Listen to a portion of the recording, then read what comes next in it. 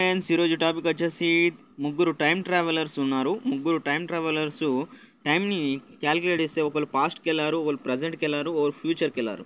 పాస్ట్ని చదివిన వారు పరమశివుడు అయితే, ప్రజెంట్ని చదివిన వారు విష్ణుమూర్తి అయితే, ఫ్యూచర్ని చదివిన వారు బ్రహ్మదేవుడు అనుకుందాం. వీరు ముగ్గురు కొట్లాడుకున్నారు. నేనే ముందుగా ఈ సృష్టిని చూశానని ఫ్యూచర్లో ఉన్న బ్రహ్మ అన్నాడు. లేదు, నేనే ముందు ప్రజెంట్ని ఎంత అవపోసన బట్టి దాన్ని నడిపిస్తున్నానని విష్ణుమూర్తి అన్నాడు. నేనే పాస్ట్ లైఫ్ని ఎంజాయ్ చేస్తూ ఫ్యూచర్ని డిసైడ్ చేశానని శివుడు అన్నాడు. అప్పుడు వాళ్ళ ముగ్గురు మధ్యలో జరిగిన చర్చే starting point at the ending point అనే దానికి ఒక సూత్రాన్ని మనకు ఆల్రెడీ శివుడు వీళ్ళిద్దరి మధ్య ఒక టాస్క్ ఇవ్వడం, ఆ టాస్క్లో విష్ణుమూర్తి నిజంగా ఉండడం, ఆ బ్రహ్మ అబద్ధాలు ఆడడం, ఇవన్నీ జరుగుతాయి.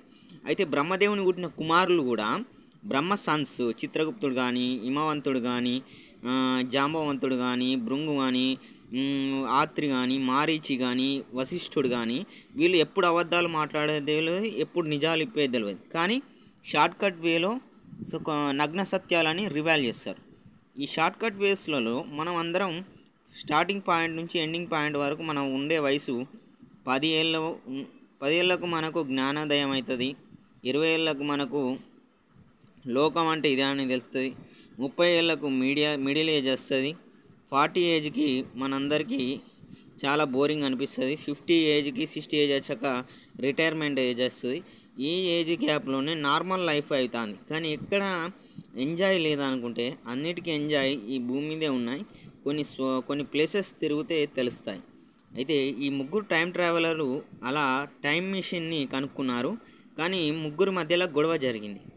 వీళ్ళనే మనం బ్రహ్మ, విష్ణువు, శివుడు అని తీసుకుంటే కాన్సెప్ట్ ఆఫ్ ప్రకారం ఎవరైనా ఏదైనా చూడాలంటే ముందు పాస్ట్ని బేస్ చేసుకొని, ప్రజెంట్ని బేస్ చేసుకొని ఫ్యూచర్ని డిసైడ్ చేస్తారు.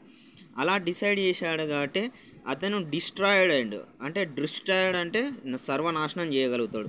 పాస్ట్ చదివినోడు ప్రజెంట్ ఎందుకని, ఫ్యూచర్ ఎందుకని. అదే ప్రజెంట్ చదివినోడు పాస్ట్ ఫ్యూచర్ ఉంటుంది కాబట్టి ప్రొటెక్టర్, కాబట్టి విష్ణుమూర్తి ప్రొటెక్టర్ అయ్యాడు. ఫ్యూచర్ అంతా తెలుసుకున్నాను కాబట్టి ఎవరి రాతలైనా నేనే తలకిందులు చేసి ఆడుకోవచ్చని బ్రహ్మ ఒక రకంగా రాక్షసత్వంగాను, ఒక రకంగా ప్రేమతత్వంగాను క్రియేట్ చేశాడు. ఇలా టైం మిషన్లో టైం ట్రావెల్ ఇలాగనే ఉంటుంది. ఎంత పెద్ద సైంటిస్ట్ అయినా న్యూటన్స్ లా ప్రకారమైన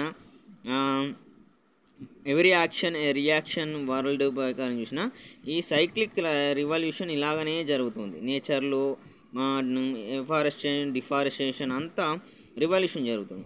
ఒకప్పుడు బియ్యపు గింజ తింటే హెల్తీగా ఉండేది. ఇప్పుడు బియ్యపు గింజ తింటే BP, sugar, lungs cancer, heart attack, సెవర్కి గురవుతున్నాం. దానికి కారణం మనం బద్ధకస్థంగా ఉండడం వల్ల, మనకున్నటి ప్రకృతి జ్ఞానం తక్కువ అవ్వడం వల్ల, మన పూర్వీకులు ఇచ్చిన సంపదను కాపాడుకోలేకపోవడం వల్ల, ఇలా మెంటల్ టార్చర్ వల్ల మనం అసలైన డివైన్ని గ్రహిస్తలేకపోయాం.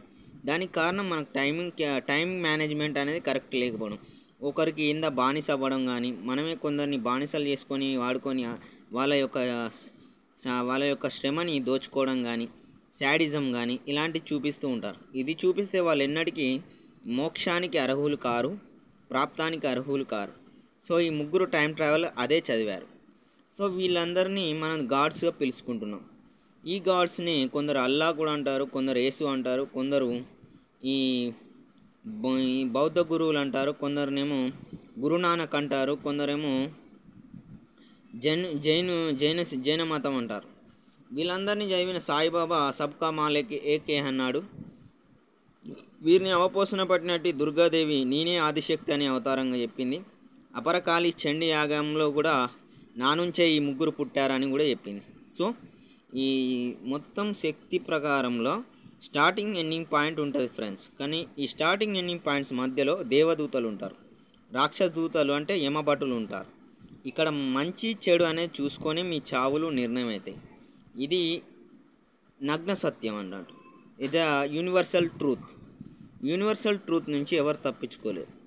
సో ఈ క్యాలిక్యులేషన్స్ తెలిసిన వారు, మ్యాథ్స్లో ఎవరైతే నేచర్ని క్యాలిక్యులేట్ చేసే తెలివైన వాళ్ళు ఉంటారో వాళ్ళు ఈ సృష్టిని, ఎన్విరాన్మెంట్ని, ఎవల్యూషన్ని, రివల్యూషన్ని మార్చగలరు. ఎవల్యూషన్ అంటే పరిణామ చెందడం, రివల్యూషన్ అంటే దానికి జనరేషన్గా ఫస్ట్ జనరేషన్ ఎట్లుంది, సెకండ్ జనరేషన్ ఎట్లుంది, థర్డ్ జనరేషన్ ఎట్లుందని డివైడ్ చేయడం.